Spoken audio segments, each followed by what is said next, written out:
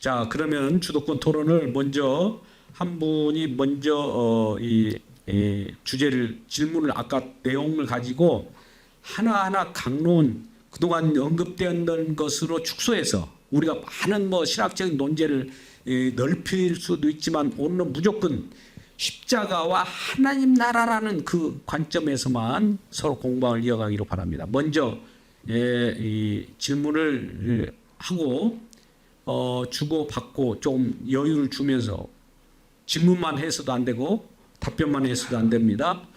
그것은 제가 지금 중간에 개입해서 좀 조정하겠습니다. 뭐 누가 먼저 진행을 하도록 할까요? 그러면 이상달 목사님 질문을 먼저 하시죠. 네. 질문이 이쪽입니다. 이쪽. 이제 이쪽이 저쪽도 아니고 저도 아니고 이쪽. 저 이렇게 하세요. 이상달 목사님, 정석훈 목사님 이렇게 부르고 질문해 주시면 좋습니다. 네, 정 목사님 함께 발제에 참여하시고 토론에 함께해서 감사합니다.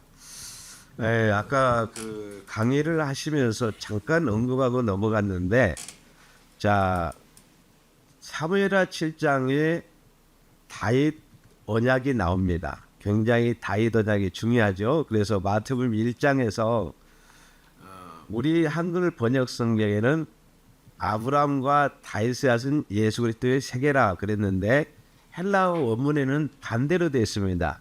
히우 다비드, 다윗을 먼저 앞세웠어요. 그래서 다윗을 왜 먼저 앞세웠을까? 그리고 제가 이제 거기에 같이 아울러서 좀 연결점을 가지고 질문하고 싶었는데, 자 사울왕은 이제 그 사무엘상에서 그 제사를 하나님 제사장만 드릴 제사를 월권에 의해서 하나님께서 사울왕은 징계를 했습니다. 그때 다윗은 나중에 진설병도 먹고 또 24장에서 화목제를 드리거든요. 거기에 대해서 다윗에 대한 징계 언급이 하나도 없어요. 그래서 아까 중요하게 잠깐 지나가셨는데 그 부분에 대해서 조금 더 구체적으로 십자가 복음과 하나님 나라 관점에서 설명을 해줬으면 고맙겠습니다.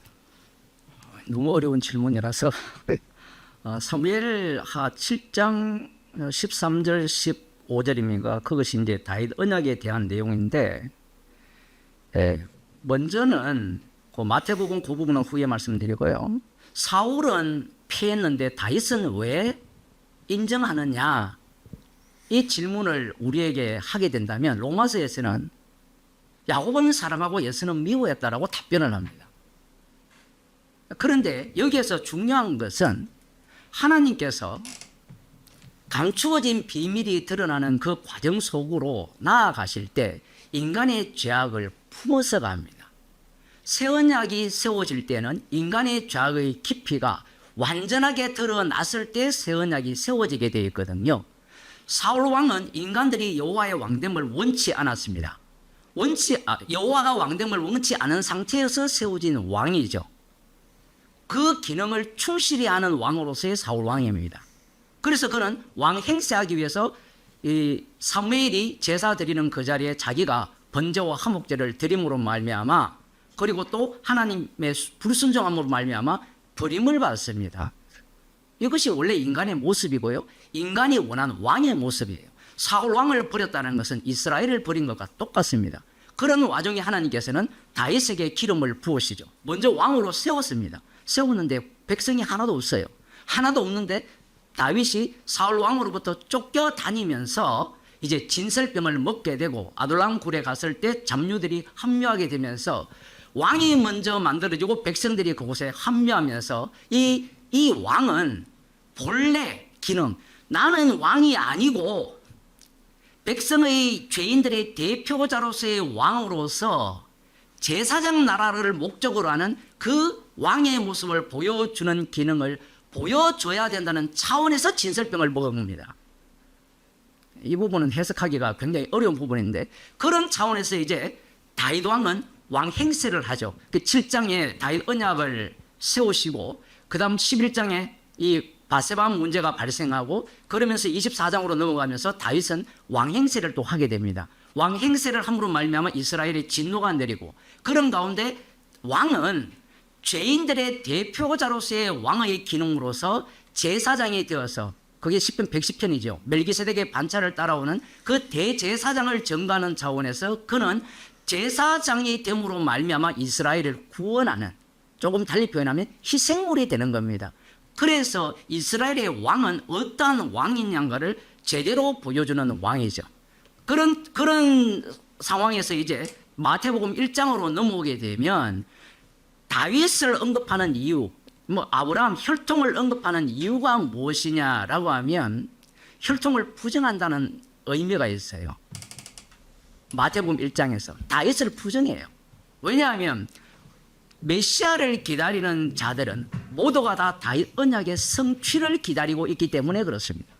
그래서 다윗 언약을 믿는 자들에 의해서 예수님이 살해당하고 말씀하세요. 네. 살해당한 그분에 의해서 이제 이스라엘을 새롭게 창조한다는 의미로서 이제 마태복음 1장이 진행되고 있습니다.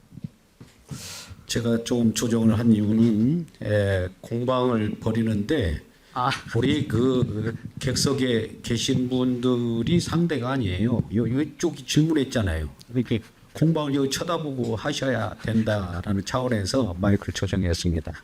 충분히 사부에다 진짜 그 본문은요. 아까 우리 나는 이해 좀 이따 여기 공방 끝나고 여기 어떻게 받았습니까? 지금 저기 조 목사님이 참 잘 말씀해 주셨어요. 제가 그 부분에 대해서 개인적으로 전에 조금 질문했다가 우리 모두가 좀 공유하고 싶어서 제가 질문했습니다. 자, 여기서 여러분들이 봤을 때 여러분들이 사사시대를 여러분이 기억하실 것입니다.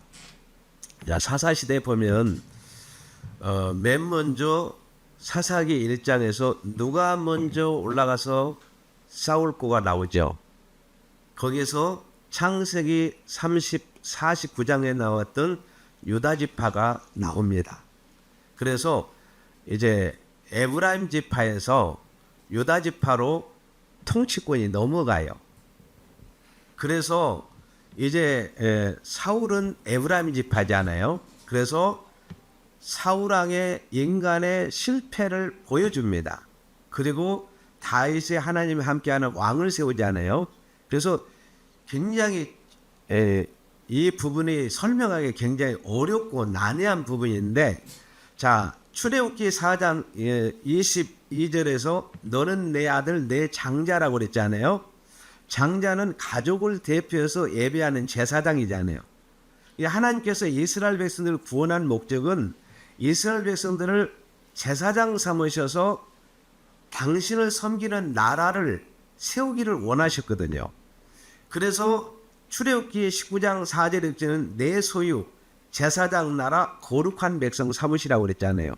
그래서 다윗 왕을 통해서 이제는 제사장 나라가 세워질 것을 사무엘하 7장을 통해서 구체적으로 언약하시고, 자, 마태복음에 와서 보면 어떻습니까? 창세기 3장 10에 여인의 후손은 오지만은 예수님은 분명히 유다 지파로 오지만은 어떻습니까? 인간의 혈통을 끊어버립니다. 여기 중요한 거, 인간의 혈통을 끊어버리시고 누구를 통해서? 성령을 통해서 잉태하시는 거예요. 성령을 통해서 출생하십니다.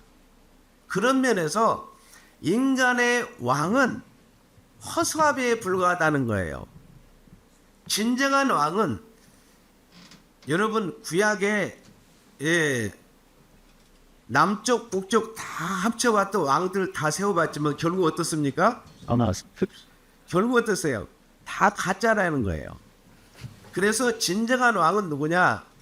그리스도가 진정한 왕이다. 십자가에 못 박히시고 부활하신 그 주님이 진정한 왕이라는 것을 드러내기 위해서 성경 66권을 기록하신 거예요. 네, 잠깐 개입합니다. 왼쪽에 지금 공방을 이쪽에서 주고받아야 되는데 공을 저쪽에다 던지면은 저쪽에서 또 다시 저쪽과 공방할 기회를 드릴까요? 답변은 또 아까 질문이 있어서 좀 거기 사무엘하 7장을 조금 이렇게 언급해 드리면, 저는 내 이름을 위하여 집을 건축할 것이요 나는 그 나라 위를 영원히 경고케 하리라. 나는 그 아비가 되고 그는 내 아들이 되리니 저가 만일 죄를 범하면 내가 사람 막대기와 인생 책직으로 징계하려니와 내가 네 앞에서 패한 사울에게서 내 은총을 빼앗은 것 같이 그에게는 빼앗지 아니하리라고 말씀하셨거든요. 근데 뺏어버렸어요. 명맥만 유지되거든요. 예. 예. 이렇게 됐는데 솔로몬 그 아들 예. 솔로몬에게 예. 거기 그 사울에게 나라를 뺏어 16절에 보면 내 위가 영원히 경고하리라 되어 있어요. 영원히. 예.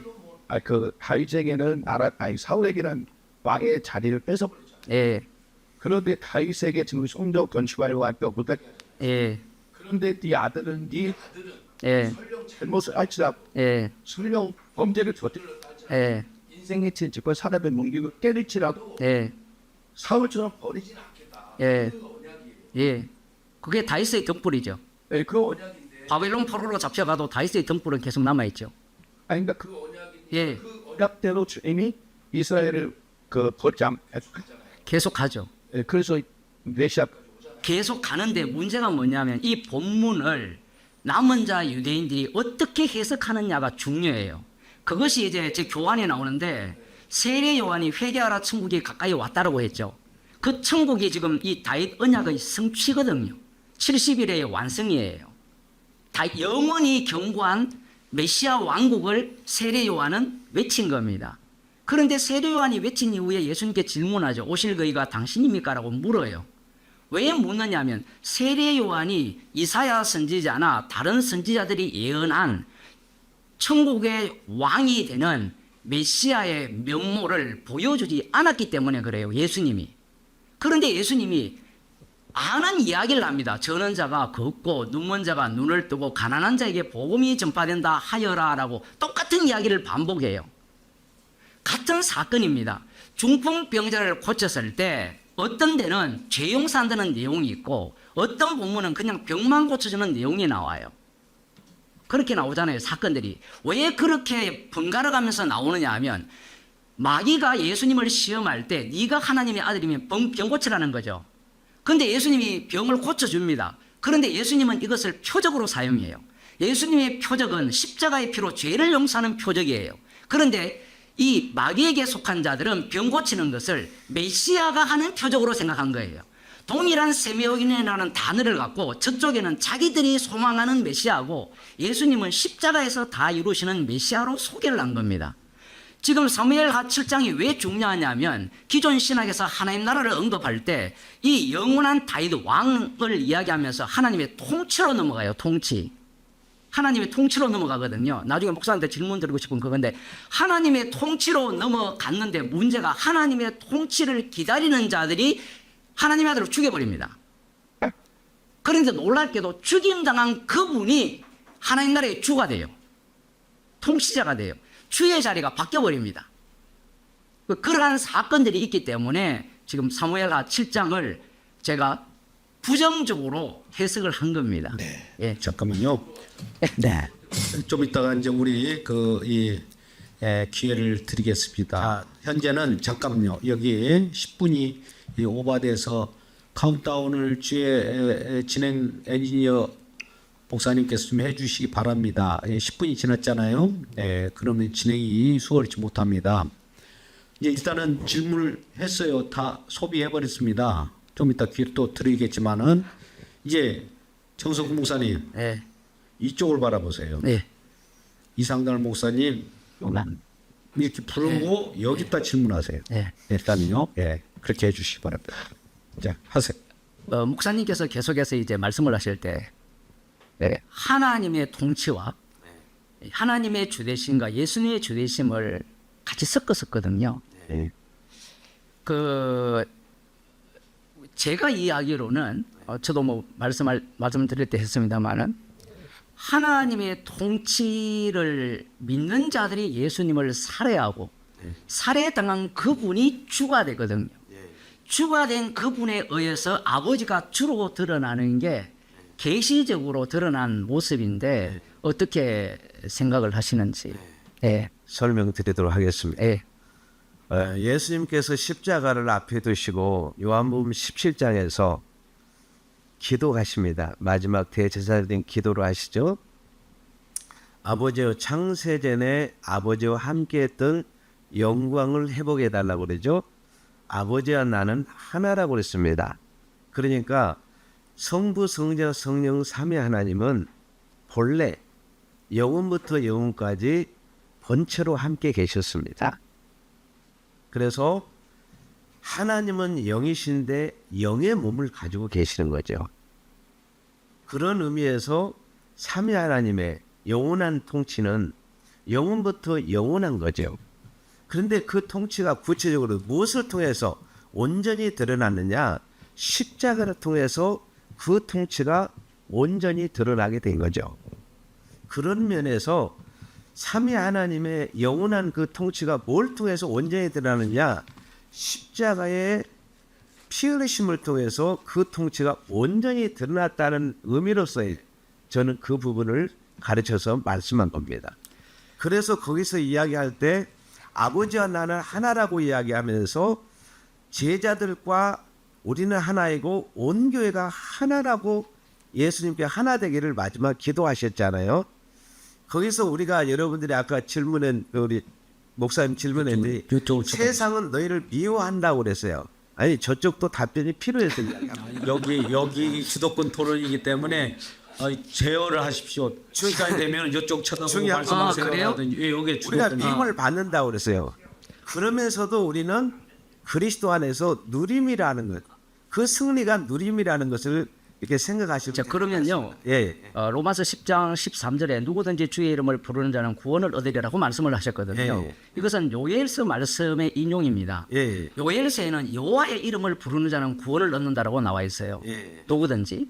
그러면 여호와의 이름을 부르면 구원을 얻습니까? 아니면 주의 이름이 누구냐면 신약에는 예수입니다. 우리는 오해하는 게 주의 이름을 부르면 구원을 얻습니다. 그러니까 주의 이름 이러면 구원을 얻는 게 아니고 예수의 이름이 주의 이름이거든요. 그러면 이 부분은 그러면 여호와를 주로 부르면 구원을 얻습니까? 이미 구약은 장차 오실 메시아 예수를 예표하는 책이잖아요. 예. 그건 질문할 전 별 의미가 없다. 왜냐 하면 지금 오늘날의 교회가 예, 개혁교회부터 시작하여서 예, 이 홈페이지나 아니면 간판에 보면 여호와를 경외하는 자는 어쩌고 저쩌고 여호와를 앙망하는 자는 어쩌고 저쩌고 이래 나오거든요. 그러면 여호와를 믿으면 천국 갈 수 있습니까? 그건 답변 자체가 말이 안 되는 거죠. 왜냐하면 이것이 왜 중요하냐라고 하면 지금 계시가 우리에게 주어졌거든요. 계시가 주어졌다라고 했을 때는 아까 제가 강의 시간에 얼핏 언급했습니다마는 인간이 선악과를 먹었기 때문에 이 마귀가 하나님을 알잖아요. 하나님을 아는데 어디까지 따라오느냐 하면 율법을 주면 율법을 통한 하나님을 아는 것까지 따라오게 됩니다. 그러면 구약을 연구하면 여호와는 하나뿐인 하나님이 돼요. 그게 유대인들이 믿는 유일신 사상이에요. 그 유일신 하나뿐인 하나님을 믿는 자들이 예수님을 살해합니다. 살해함으로 말미암아 이제는 구약을 어떻게 봐야 되느냐면 베드로전서 10장 10절에 나오듯이 그리스도의 영을 받은 자들의 기록으로 보게 된다는 거죠. 그렇게 된다면 여호와를 앙망한다는 자체가 우상 숭배로 읽혀져야 된다는 거죠. 제 주장은. 예, 맞습니다. 그래서 질문드린 게 로마서 10장에 나오는 주의 이름이 우리는 그냥 대충 볼 줄 모르지만요. 이 주가 바뀌어 버립니다. 그래서 시편 110편이 내 원수로 내 발등상 되게 하까지 내 우편에 앉아서라는 이 말씀의 의미가 얼마나 어마어마한 말씀이냐면 원래 구약의 주는 여호와 하나님 한 분뿐이에요. 심판주는 여호와뿐인데 진짜 심판주를 소개한 겁니다. 아들을 통해서. 진짜 심판주를 소개함으로 말미암아 진짜 심판주가 아버지임을 드러내는 거예요. 예, 그러면 십자가 지신 주님의 아버지가 아닌 분은 주가 아니라는 것이 돼요. 지금 논리가 그렇게. 자, 예. 잠깐만요. 제가 저 중간에 다 조정하겠습니다. 나오죠. 예. 우리 여기 두 분이 토론을 하는 것은 우리 모든 분들이 다 보고 계세요. 그냥 저거 보면 다 보고 이 새로운 그 복음 증거의 장인데 우리는 목사님들은 프리칭만 해가지고 성도들한테 막 설교만 해가지고 자꾸 저기다가 던지는데 저기다 던지지 마세요. 저분들 아파요. 두분이 던지라니까요. 공방이. 아니 넘겨치고 받아치고 탁구를 칠 때 넘겨치면 저쪽에다 치면 안 되잖아요. 알겠습니다. 그래서 구약을 설교를 할 때 우리가 말씀대로 설교한다는 게 얼마나 악마적이냐라는 거죠. 예. 말씀을 읽고 십자가가 나오지 않는 구약 해석은 유대교잖아요. 그렇죠. 그래서 제가 질문을 드린 거예요. 그래서 이 주의 이름이라는 자체가 변동이 일어났을 때는 인간의 죄가 그 속에 담겨 있는데 그 죄가 어떤 모습이냐라고 하면 창세기부터 말라기까지 성경을 완벽하게 연구하여서 하나뿐인 여호와를 믿는 것이야말로 진짜 우상 숭배라는 거죠. 예, 예, 예. 오케이. 그 부분에 대해서 제가 좀 보충 설명을 해드려요. 질문이 왔으니까. 저거 봤어요. 자, 먼저 여러분들이 유대인들이 누구인가를 우리가 제대로 인식을 해야 됩니다. 자, 애굽이 있습니다. 이해하겠어요. 애굽이 있고 이스라엘 백성들이 있어요. 그럼 애굽은 세상을 상징하죠. 그 다음에 애굽은 사단이 왕노릇하고 죽음이 왕노릇하고 율법이 무법천지입니다. 이 세상은 무법천지예요. 자, 근데 유대인들을 하나님이 선택하셨어요. 선택된 백성들이 누구인가를 가르치기 교과서를 쓴 겁니다. 하나님께서.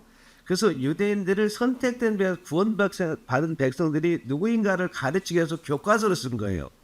그런데 지금까지 많은 사람들이 유대인들을 가르쳐서 진짜 이들이 선민으로 구원받은 백성으로 착각을 하고 있어요. 그러다 보니까 유대인들은 예수 믿지 않아도 그냥 자동으로 선민이니까 구원을 받는 것으로 착각에 빠져 있어요. 이걸 우리가 분명히 해야 될 것은, 자, 여러분들이 제가 구체적으로 설명하겠습니다. 자, 여기 애굽 세상과 유대인들이 있잖아요. 선택된 후에 비택자들이 지금 불신자들을 구별했습니다. 자, 유대인들은 이방인이 되는 거예요. 자, 네 지파는 구원받은 백성을 상징합니다. 또 그 다음에 유대인들과 네 지파 중에서 제사장이 있잖아요. 제사장, 그 다음에 나시린 제도가 있습니다. 그래서 제가 마지막에 유다 지파를 통해서 그리스도가 온다고 그랬잖아요. 근데 그 혈통마저도 그리스도가 끊어버리지 않아요. 그리스도가 성령으로 오심으로 말미암아서. 그리고 여러분들이 더 구체적으로 이해를 돕긴다면 히브리서 6장을 한번 가서 보겠습니다. 제가 히브리서 6장을 가지고 많은 사람들이 해석을 잘못하고 있어서 그 부분을 보겠습니다. 그러므로 앞에 부분에 결론을 지금 짓고 있습니다. 우리가 그리스도의 도의 초벌을 버리고 그랬습니다. 그리스도의 초벌하는 유대교를 버려라 그 말이에요. 유대이즘의 메시아관을 버려라. 유대이즘의 메시아관을 버려라. 구원관을 버려라 그 말입니다. 자, 죽은 행실이 뭡니까? 이게 초보라고 하니까 우리가 예수 믿을 때 처음 우리가 예수 영접하고 하나님의 자녀가 되고 또 세례 받아서 또 성장해서 직분 받아서 이렇게 이런 초보를 버리라는 말이 아니고 구약의 유대교를 버려라 그 말이에요. 자, 그래서 여기 지금 죽은 행실이 뭡니까? 아담 안에서 죽은 행실. 여러분이 구약시대의 회개는 뭘로 합니까? 동물의 피제사를 통해서 회개가 매일매일 이루어지잖아요. 이거 그치라는 겁니다. 그 다음에 하나님에 대한 신앙, 그거 버리라는 거예요. 유대교적 신앙 버리라는 겁니다. 그 다음에 세례, 구약에는 물세례 했잖아요. 신약은 예수님의 십자가의 피세례입니다. 자, 그 다음에 안수가 뭡니까? 우리가 양에게 어떻습니까? 우리의 죄를 전가시키잖아요. 그 말은 내 죄를 그 양에게 집어넣는다는 거잖아요. 그 안수 이제 끝났다 그치라는 거예요. 자, 그 다음에 죽은 자의 안수와 죽은 자의 부활과 이것은 구약의 선지자를 통해서 계속 예언했잖아요. 영원한 심판의 교훈의 틀을 뭐하지 말고 닦지 말고 어디로 나가는 겁니까? 완전한 데로 나가라. 십자가로 나가라 그 말이에요. 십자가 완전한 십자가에 나가라는 이야기예요. 그래서 구약의 잘못된 유대교를 버려라 그 말입니다. 네, 자 잠깐만요. 우리 말씀 잘 해주셨는데 공방토론이라는 게 링 위에 올라오신 분이 두 분인데 링 밖에 있는 분들하고 이렇게 공방하면 안 된단 말이죠. 이걸 한번 주의를 주겠습니다. 경고합니다. 링 위에 올라오신 분들은 끝까지 여기서 링에서 쓰러지든지 뭐 일어서든지 여기서 결론을 내주셔야 돼요. 저 링 밖에 분들은 막 박수를 치고 응원하고 그런 분들인데 응원하는 분들하고 싸우면 안 되는 거잖아요. 이거 말씀을 한번 분명히 드리고 우리가 이제 습성화돼서 그래요. 새로운 이게 복음 증거하는 문화를 우리가 다시 한번 이곳에서 공방 토론에서 구현하려고 하니까 처음에는 좀 이렇게 잘 맞지는 않을 수도 있어요. 그래서 새로운 변형이 필요한 겁니다. 아시겠죠?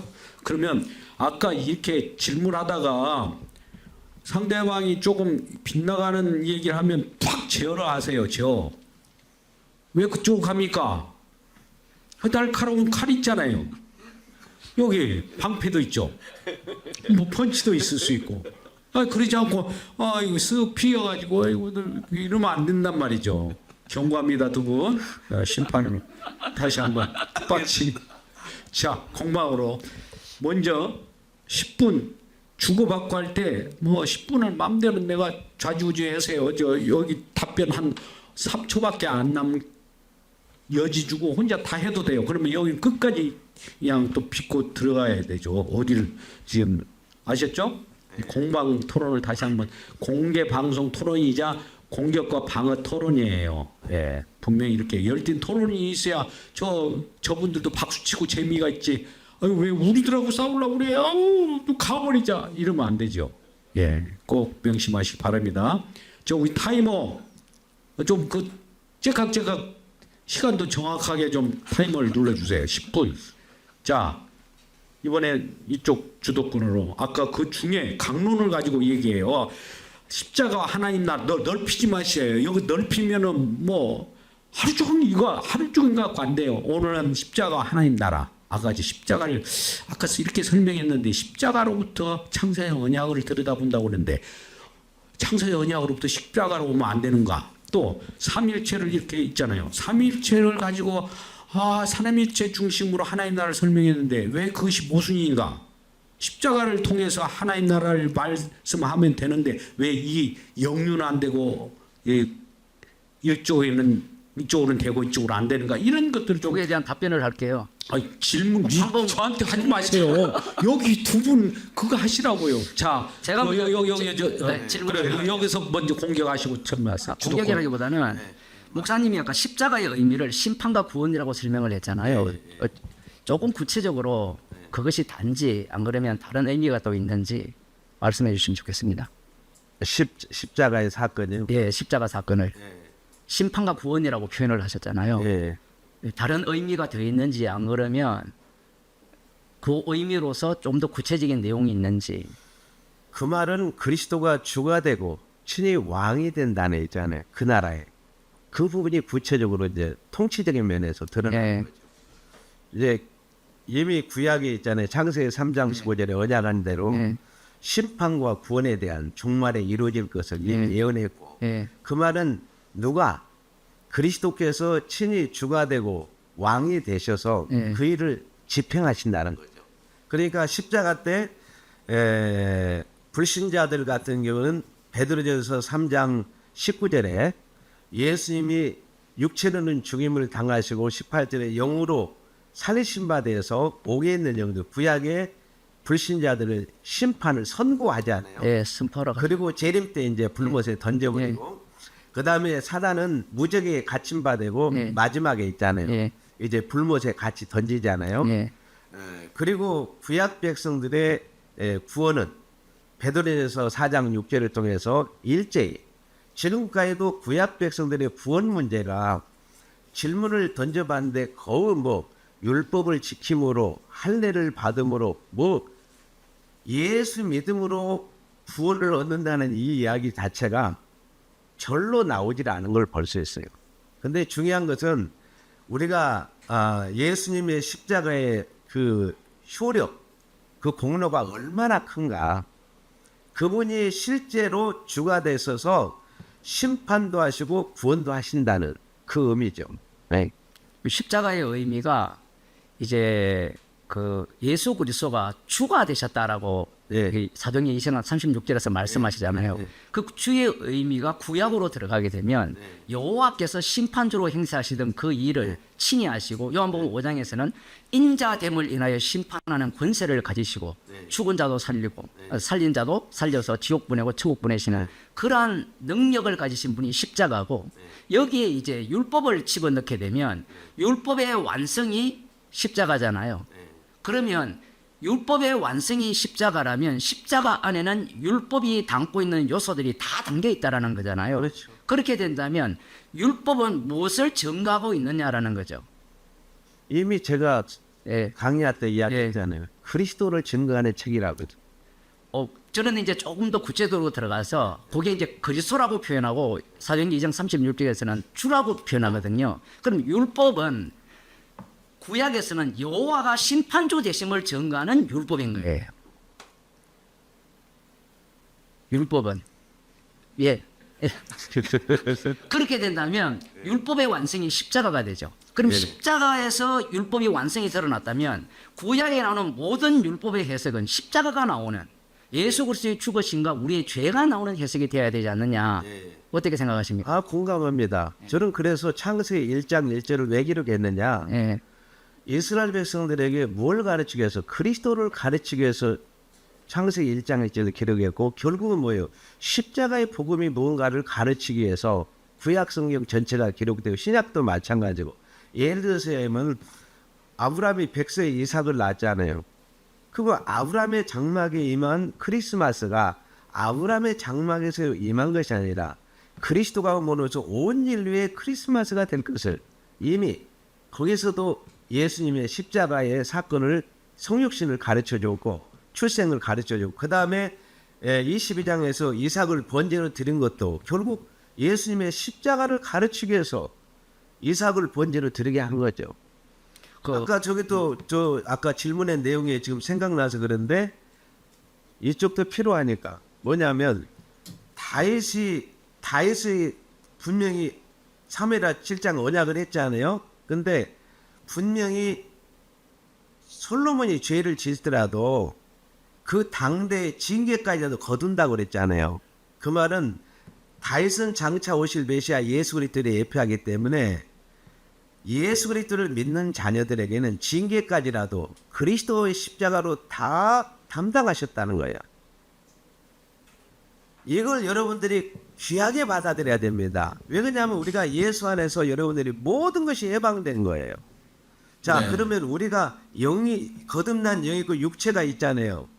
자, 여러분들이 요한일서 2장 16절에서 5장 16절에서 18절에 보면 사망에 이르는 죄와 사망에 이르지 않은 죄가 있습니다. 불신자들은 사망에 이르는 죄들은 기도하지 말라고 그랬어요. 우리는 어떻습니까? 기도하라고 그랬습니다. 왜? 여러분이 징계를 왜 합니까? 히브리서 12장 8절에 사랑하기 때문에 징계를 하는데 뭐하기 위해서? 상급 주시기 위해서 징계하고 하나님께서 우리에게 뭐예요? 복을 주시기 위해서 징계하는 거예요. 그러니까 솔로몬을 통해서 징계를까지도 하지 않는다는 것은 그리스도를 통해서 우리의 징계까지라도 다 걷어간 거예요. 죄책과 죄세로부터 온전한 해방을 우리에게 준 겁니다. 네. 그래서 십자가의 사건이 그렇게 중요한 거예요. 네, 공방이 계속 이루어지고 있는데요. 우리 지금 이제 시간이 얼마 안 남았습니다. 우리가 특히 좀 시작한 관계로 앞으로 한 30분 정도의 여유가 있습니다. 그렇기 때문에 우리 기독권 하나님 나라를 어떻게 설명을 하시는지 지금 톰 라이트나 김세용 같은 경우에는 이제 기존의 하나님 나라가 가는 하나님 나라라고 공격을 하거든요. 그런데 성경에 보면 하나님 나라는 이 땅에 이루어지는 하나님 나라가 맞아요. 그들의 주장이 맞는데 문제는 그 하나님 나라가 어떤 나라냐를 우리가 공방을 하면서 좀 밝혀야 될 것 같아요. 그렇지 않으면 하나님 나라를 실컷 토론했는데 원래 우리가 갖고 있는 제자리로 갈 가능성이 아주 높지 않느냐 그런 생각입니다. 목사님 정리를 좀 해주세요. 이렇게 하세요. 아까 이미 들으셨잖아요. 네. 거기에 이제 가지고 있는 것에서 거기 들은 내용을 가지고 집중적으로 해주셔야지 또 여기에 새롭게 생각해내 가지고 이렇게 하는 것보다도 좀 아까 그 내용이잖아요. 예, 내용에 내용 중에, 대한 이제 더 그럼 아까 어떻게 목사님께서 어떻게 제시하셨는데 십자가로 이루어진 왜 하나님의 그렇게 나라였을 때 말씀합니까? 이렇게 이런 식으로 좀 해주시면 우리 듣는 분들이 이해가 쉬워요. 아니 이상달 목사님 아까 그렇게 말씀하셨잖아요. 왜 그렇게 말씀하셨어요? 이렇게 하셔야 우리 또 아까 그렇게 말씀하신 거 맞지? 그랬지. 이렇게 아까 지적해 보세요. 십자가로 이루어진 하나님 나라고 말씀하셨는데 그 의미에 대해서 말씀해 주세요. 그러니까 창세 전에 삼위 하나님의 중심으로 영원한 하나님의 나라가 무엇을 통해서 십자가의 구속을 통해서 온전히 드러난 거죠. 그 자체가. 그런 의미에서 지금 구약에서의 유대이즘에서 이야기하는 하나님의 나라와 그리스도께서 인류의 구원주로 오셔서 십자가에 못 박혀 주시고 부활하신 그 하나님의 나라의 통치는 차원이 다른다는 거죠. 그런 면에서 여러분들이 구별해서 보시면 좋겠고, 오히려 제가 이제 이 부분에 대해 질문을 하고 싶은 것은, 자, 이스라엘 백성들이 우상 숭배로 말미암아서 북쪽은 BC 720이 아수르에 망하지 않아요. 그리고 이제 BC 586년 남유다가 586년에 남유다가 바벨론 포로로 끌려간 70년 바벨론 포로가 예. 70일에로 바뀌잖아요. 예. 요 부분에 대해서 같이 십자가로 연결해서 예. 좀 아까 혹시 시간이 그림을 좀 보여줄 수 있나요? 네, 아까 도표? 그 도표 아까 저 그림이 진짜 중요한데 어디 가셨나요? 예. 도표를 한번 저 그림 볼 시간이 없으니까 여기에 지금 있는 내용을 이 그림은 70년은 이쪽에 예. 여기 있다고 그래요. 성전이 공격하시라니까요. 불탄 이후에 성전이 다시 세워질 때까지의 기간인데 70년은 누가 보더라도 알 수 있는 70년입니다. 예를 들면 45년 후에 우리가 해방될 것이다 라고 하면 시간만 세면 돼요. 그렇죠. 흥미로운 것은 아무도 생각하지 않았다는 게 바벨론 포로로 잡혀간 자들의 모습이었는데 다니엘이 기도하는 중에 깨달아서 이제 70년 만에 돌아올 것을 믿고 회개하고 하나님의 의로움을 드러내기 위해서 기도하는데 하나님께서 70년을 71회로 바꾸었습니다. 자, 여기에서 이제 문제가 발생하기 시작하죠. 네, 그렇죠. 어떤 문제가 발생하기 시작하느냐면 71에 대한 해석이 발생해요. 그렇죠. 70년을 기대한 그들은 70년 만에 돌아오면 이 다윗 언약의 영원한 완성이 될 것이라고 고대를 했는데 막상 돌아가 보니까 성전 모양은 형편이 없고 그렇죠. 여전히 짐승의 아래에 사로잡혀 있고 그런 중에 이제 예루살렘 성을 중건하라는 영이 날 때부터 7일에 그 다음 62일에 기름 부은 자가 태어나고 멸하기까지가 한 일에 이 내용을 이제 70일에로 예언을 하죠. 예언을 하는데 이 내용을 아까 시편 110편, 시편 2편, 이사야 65장, 52장, 53장 이 모든 걸 다 엮어서 이들이 71회를 해석했다라는 거예요. 그 해석하는 방식이 어떤 방식이냐라고 살펴보면 놀랍게도 이 세례 요한도 오실 메시아에 대해서 생각을 하고 있었고 제자들도 메시아를 생각하고 있었고 민중들도 메시아를 생각하고 있었어요. 그들은 예수님을 메시아로 인정하려고 했어요. 왜 그러냐라고 하면 그들은 준비가 되어 있다라는 거예요. 메시아를 맞이할 준비. 달리 말하면 71회에 대한 해석을 완벽하게 했다라는 겁니다. 했기 때문에 저 사람을 자기들은 천국 들어가는 게 1순위야. 메시아만 왕으로 세우면 된다는 거예요. 그게 그들이 기다린 메시아였고 그 이들의 해석법은 메시아를 기다리는 해석법은 철저하게 70년의 방식으로 해석을 했다는 거예요. 70년의 방식이 뭐냐면 말씀대로 해석이라는 거예요. 말씀대로 눈먼 자가 눈 뜬다고 했을 때 이것도 말씀대로 해석이잖아요. 그런데 예수님께서 세례요한에게 말씀하실 때는 십자가의 피로 다 이루시는 그 세계를 말씀하신 거잖아요. 이것을 통하여서 그 다니엘 70일 중에 한 일회에 기름 부은 자가 일어나고 기름 부은 자가 죽고 그러면서 떠인 돌이 오는 내용이 다니엘에 고스란히 예언이 되어 있는데 이 부분에 대한 해석들을 인간들이 하지 못한 겁니다.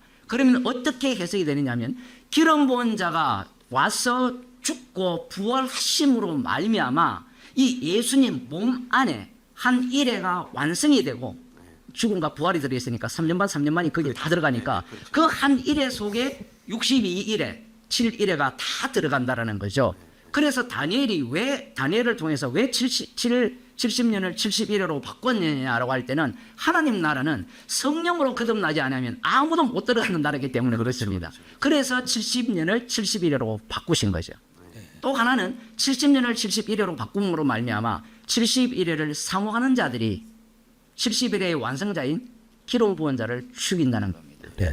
이 해석이 왜 중요하냐면 지금 세대주의자들이 이 다니엘서 71회를 갖고 해석을 하거든요. 한 1회를 갖고 전천년설부터 시작해서 천년왕국부터 다 해석을 해요. 그들의 해석법이 다 누구의 해석법이냐? 예수님을 살해한 유대인의 해석법이에요. 왜 거기에 관심이 있습니까? 구원받으려고 하는 거예요. 구원받으려고. 그렇습니다. 예.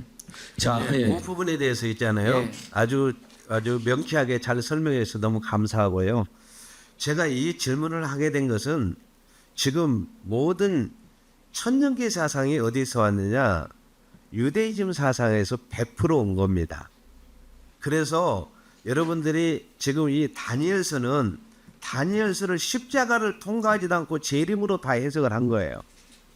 분명히 마태복음 24장에 다니엘이 말한 바 그랬거든요.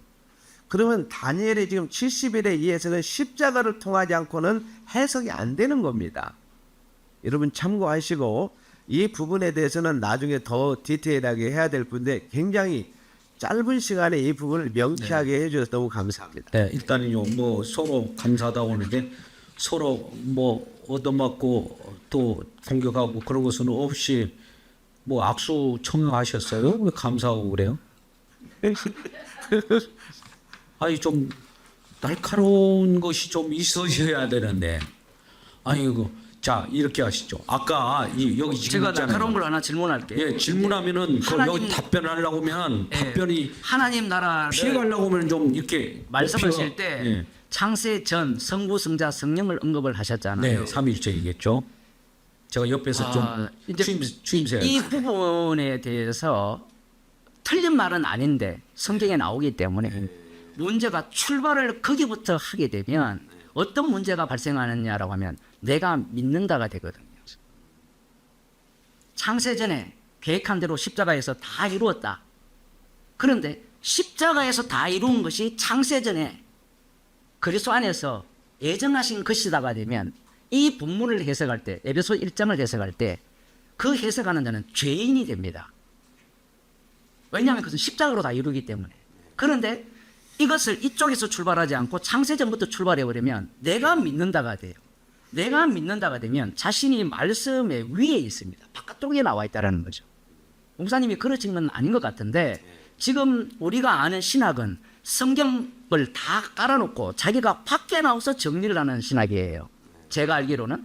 그런데 사도 바울이나 그 에베소서나 골로새서나 로마서를 보게 되면 바깥에 나온 것이 아니라 십자가 안에서 그리스도 안을 계속해서 강조하면서 자기도 십자가 안에서 죄인으로 드러나면서 십자가에서 어떻게 다 이루시는가를 증가하는 말씀이거든요. 그래서 제가 염려되는 것은 그 부분이거든요. 창세전부터 얘기해버리면 질문이 이렇죠. 창세전에 성부, 성자, 성령이 예정한 하나님 나라가 어떤 나라입니까? 물으면 이렇게 어떤 나라입니까? 제가 예. 거듭 말씀했잖아요. 예. 제가 가지고 있는 성경 연구원이 엔크리스토 성경 예. 연구원입니다. 예. 그 말은 예수님의 십자가의 복음 중심으로 성경을 해석해야 된다. 예. 그 말은 예수 그리스도와는 십자가 안에서 그 말입니다. 모든 것들을. 그러니까 십자가 제가 그래서 성경 해석의 원리를 하면서 모든 성경은 그리스도 안에서 재해석을 해야 된다. 그렇게 표현했습니다. 답이 되셨습니까? 아유. 답변 다 끝났어요. 그러면은 이제 파이널로 접어 들어가고 있습니다.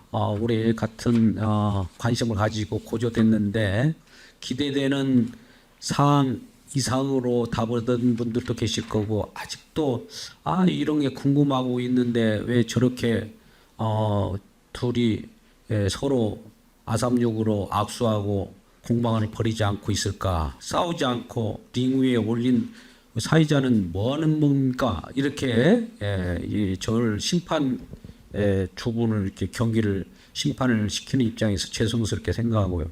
좀 파이팅 좀 하십시오. 파이팅, 파이팅. 아이고 우리 그 저 기차 화통을 삶아먹은 분같이 막 웅변을 뭐 가신 요 그런 목소리 가지신 이상달 목사님께서 여기는 펀치가 좀 강해야 되는데 펀치가 강한 것 같아요.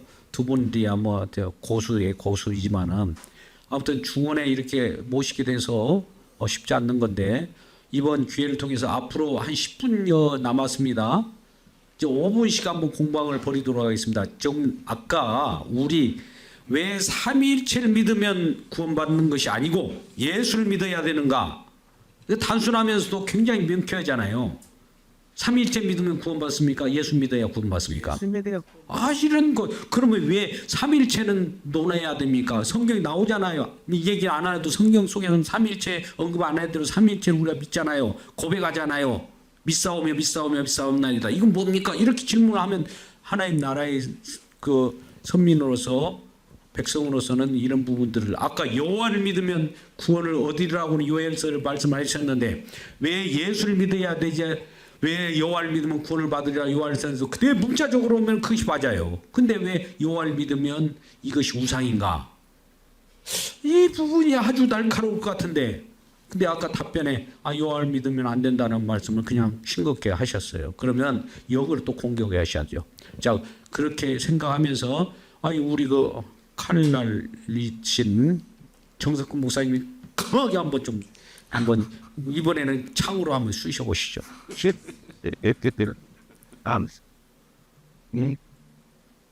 아까 여기 말씀하셨잖아요. 여러 가지 삼위일체로 본 하나님 나라, 예수님 십자가로 본 하나님 나라. 왜 십자가로 봐야 되는데 왜 삼위일체로 보느냐? 또 공방 없어요? 삼위 세 분이라고 그러는데 삼위가 세 분은 아닐 것 같고 삼위 일체니까 한 분 하나님 아니세요?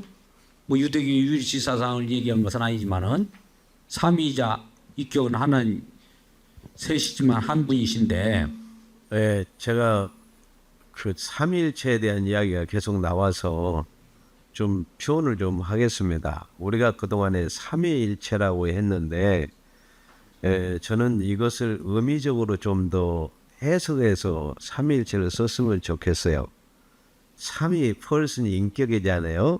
세 분이 여러분들이 보면 한 뜻을 가지고 일한다. 삼위일의 삼위 하나님께서 한 뜻을 가지고 일한다. 그런 의미에서 삼위일체를 삼위일의라고 이렇게 표현하면 더 명백하지 않을까.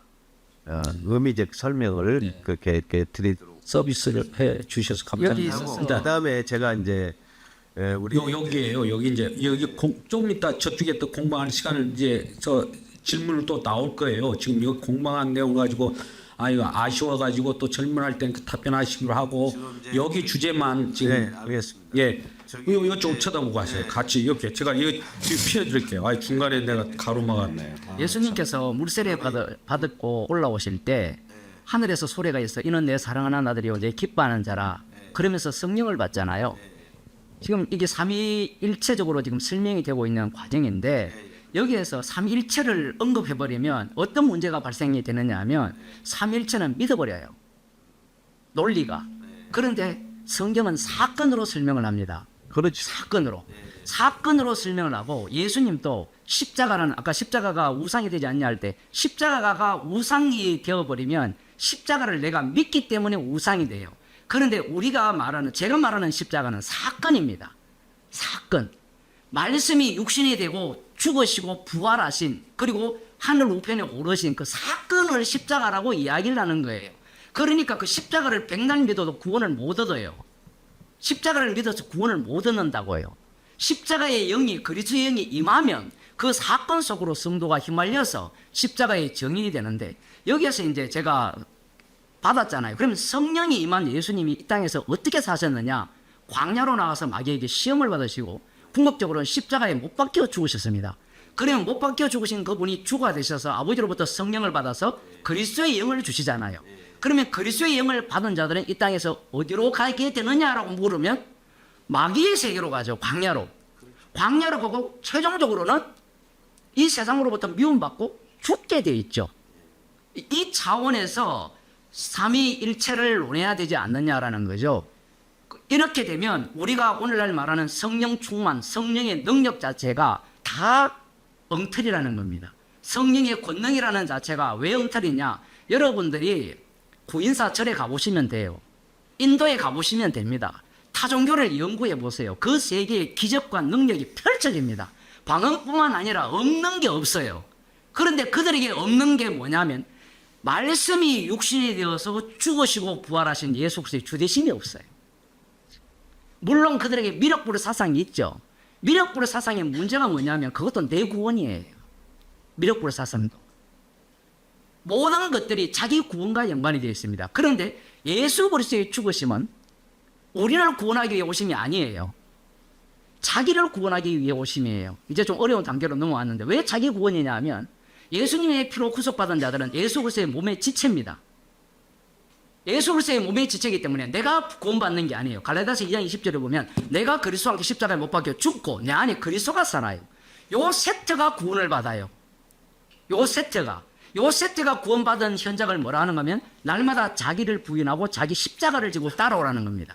그래서 여러분들이 성령을 받았을 때 사람들이 나는 성령의 능력으로 구원을 받았습니다라고 말하는 사람이 있다면 이거는 악령의 역사입니다. 왜냐하면 성령을 받게 되면 자기를 부인하게 되었어요. 누구 앞에? 십자가 앞에 죄인으로 드러나게 되어 있습니다. 그래서 삼위일체를 설명할 때도 이 로마 카톨릭이 그 교리를 만들었잖아요. 터툴리안이 만들었습니까? 만들어서 구원용으로 사용해 먹었거든요. 이단이냐 아니냐를. 실제로는 삼일체를 부정할 필요는 없어요. 십자가를 전하면 됩니다. 십자가를 전하게 되면 방금 말씀드린 대로 아들을 통해서만 아버지의 주되심이 드러나고 예수님을 통해서만 진짜 아들이 드러나고 아들의 만유의 주가 드러나고 그리고 성령께서는 천지창조에 관여한 성령께서는 이제는 아들을 십자가로 내몰았듯이 원수로 발판 되게 하기까지 우편에 앉아 계실 때까지는 우리에게 성령을 주셔서 그리스도의 영을 주셔서 왕노릇하는 인생을 살게 하신다는 겁니다. 그 왕노릇이라는 것 사람들이 지금 이렇게 말씀 들을 때 우리가 왕노릇하네 이런 얘기를 하는데 그걸 구체적으로 말씀해 주셔야 된다는 거예요. 왕노릇이 지금 핍박받고 이렇다는 것을 말씀해 주셔야 된다는 거예요. 로마서 7장 하반절에 공고한 자라는 고모스의 왕노릇이고 오라가 나오고 탄식이 나오고 그다음 그걸로 끝나는 게 또 아니라 감사가 나오고 외부에서 핍박을 받는 모습이 왕노릇이에요. 그게 십자가 상에서 두 강도 가운데 일어난 하나 예수 그리스도의 왕노릇의 모습입니다. 실제로. 예, 여러분 우리 지금 이 말씀을 들으면서도 마음에 이렇게 합당하지 않는 말씀들도 많이 있을 거예요. 왜냐하면 우리가 받아들이는 이 마음의 자세는 우리 욕심으로 받아들이고 싶어한 마음들이 있을 거예요. 근데 하나님은 우리와의 우리 생각과 다르기 때문에 하늘이 높은 것 같이 하나님 생각도 우리 생각과 달라요. 그러니까 이 땅에서 지금 우리가 하나님의 왕노릇을 한다는 것은 아까 참 고무적인 말씀을 하셨는데 박해받고 고난받고 십자가 지신 모습이라는 거죠. 예수님이 이 땅에 오셔가지고 왕노릇 하셨는데 십자가의 죽으심이라는 거예요. 이렇게 표현한다는 것은 그럴 것 같으면 하나님 나라 안 가고 싶다 이런 마음들도 나올 거예요. 그것만 있는 게 아니고요. 복음을 전하게 되면 복음을 전한 당사자가 사도 바울이 고린도후서에서 이야기를 합니다. 사망은 내 몸에서 역사합니다. 주님이 나를 살렸기 때문에 사망은 내 몸에서 역사하게 되면 생명이 타인 속에서 살아나게 돼 있어요. 이것이 십자가 사건의 현장이에요. 예, 사도 바울은 그렇게 내몰면서 모든 성도가 그래요. 모든 성도가. 예. 그런데 아까 이제 이런 말씀하셨어요. 제가 이제 포론적으로 이 공방 토론은 끝났다고 보고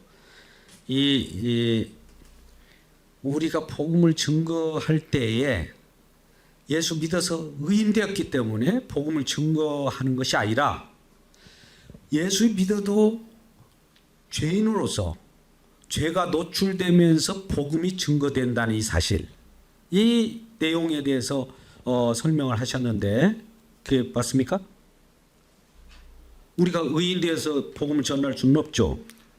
주님은 죄인을 통해서 복음을 전하죠. 그래 맞습니까? 십자가를 전가한다는 것은 나는 죄인이라는 것을 선언하는 내용입니다. 그 목사가 설교를 할 때 십자가를 전하지 않는다는 것은 나는 의인이라는 것이고, 십자가의 피 공로에 대해서 본문 하나하나를 이렇게 끄집어내어서 그 피의 공로를 계속해서 앞장세운다는 것은, 그것은 자신도 죄인 중에 개수라는 것을 깔고 있는 겁니다. 네. 예. 그래야 우리들이 죄인이 된 상태 속에서 우리 주님의 은혜와 십자가의 피의 공로가 오롯이 드러나기 때문에 십자가의 증인이 된다는 표현인 것 같습니다. 자, 그러면 설명. 저 중요하게 생각해야 될 것은 기독교는 죽고 사는 감격의 터입니다. 이게 교회입니다. 교회는 예수 그리스도의 십자가와 함께 우리 옛사람은 죽고 그리스도와 함께 사는 나라. 이게 교회의 진정한 모습입니다. 그러니까 죽고 사는 감격에 돼요. 그러니까 복음은 죽은 자를 살려내야 되니까 내가 죽지 않으면 못 살립니다. 예수님이 죽으심으로 십자가에 못 박혀 죽으심으로 우리를 살렸잖아요. 그러면 우리가 복음을 전한다는 것은 내가 예수와 함께 십자가에 못 박혀 죽지 않으면 못 살립니다. 그래서 교회는 죽고 사는 감격의 터가 이루어져야 되고, 구체적으로 이야기하면 예수님의 십자가를 통해 에베소서 1장 20절을 통해서 분명히 뭐라고 했느냐, 우리를 죽은 자 가운데서 살리시고 하늘에 자기 오른편에 앉히시니라 그랬어요. 그리고 에베소 2장 5절에 6절에서 십자가를 통해서 우리를 살리시고 일으키시고 하늘 보좌 우편에 앉혔다고 그랬거든요. 이걸 여러분 놓쳐서는 안 돼요. 우리는 구원이 확정됐습니다. 구원관을 흔들리면 안 돼요. 그리스도께서 십자가로 더 이루신 구원에 대한 확신의 토대 위에서 여러분들이 나의 사람은 늘 죽고 그리스도 안에서 살리는 일들을 하려면 여러분 반드시 내가 죽지 않으면 못 살립니다. 네, 여기까지요. 이제 일단은요, 우리의 관심이 어디 있느냐, 우리 주님께 있느냐, 아니면 내가 구원받은 나의 구원받음에 있느냐, 초점이 어디에 있느냐에 따라서 구별될 것 같습니다.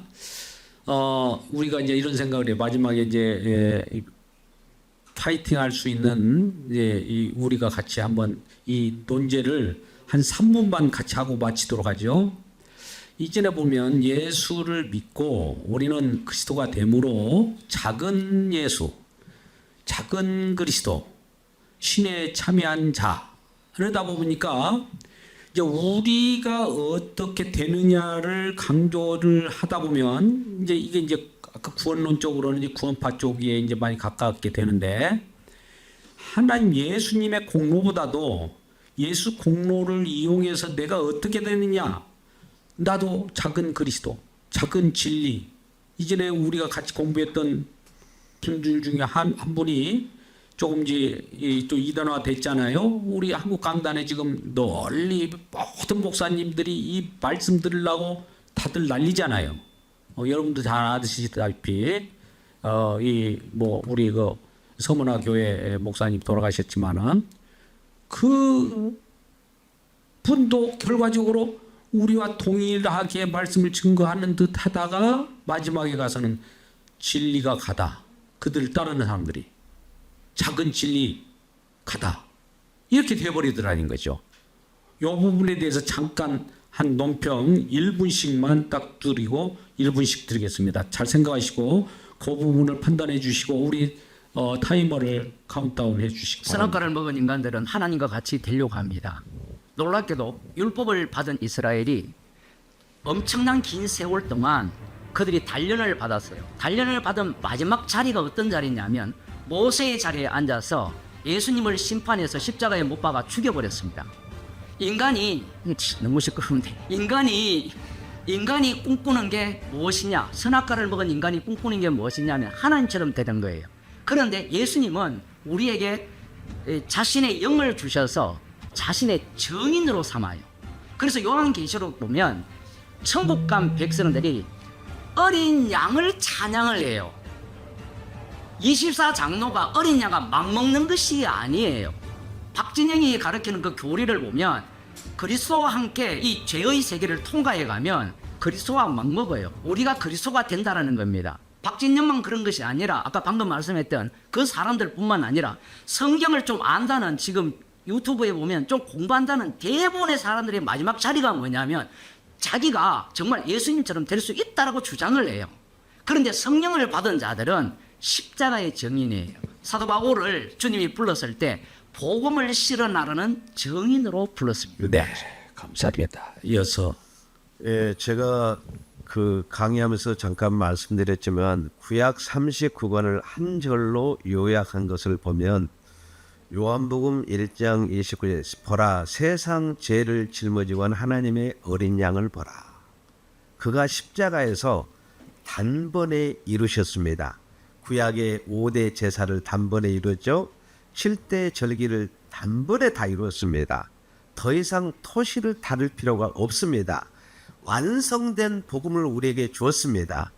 사도 요한이 마지막 계시록을 기록하면서도 이 완성된 복음을 우리에게 줘 온 세계에 다니면서 이 완성된 십자가의 복음을 증거하라고 교회, 일곱 교회에 이 완성된 복음을 줘서 이 복음을 전하라고 사도 바울이 마지막 사도 요한에게 마지막 성령께서 그에게 풍성하게 십자가 복음에 대해서 완벽하게 다시 해석해 준 성경이 요한계시록입니다. 그래서 요한계시록은 온전한 십자가의 복음입니다. 감사합니다. 네, 이렇게 해서 우리가 긴 시간 동안의 공방을 벌여봤습니다. 우리가 이러한 새로운 번역의 과정에서 말씀을 전가하는 새로운 이정표를 세워봤습니다. 한국 강단에는 아직도 여러 가지 울며 가정을 떠난 이단을 추종하는 세력들도 없지 않아 많이 있고 진정한 복음이 증거되지 못해서 그 길이 어딘지를 찾고 헤매는 분들이 많이 있습니다. 이 경우에 우리가 제대로 된 복음을 많은 사람이 접할 수 있는 계기를 마련하고 위하여 오늘 공방 토론회를 같이 가졌습니다.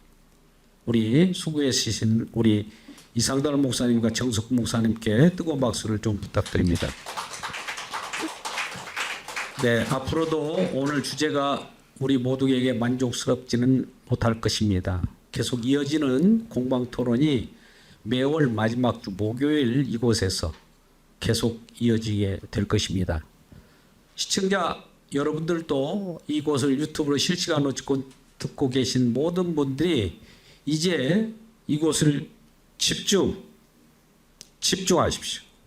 앞으로 놀라운 주님의 역사가 펼쳐지는 장이 될 것입니다. 모두 관심을 가지고 이곳에 공방 토론에 집중하셔서 진정한 복음을 경험하고 가정 가운데 평화를 누리는 우리 모두가 되시기를 주님의 이름으로 축원합니다. 수고하셨습니다. 예. 수고하셨습니다.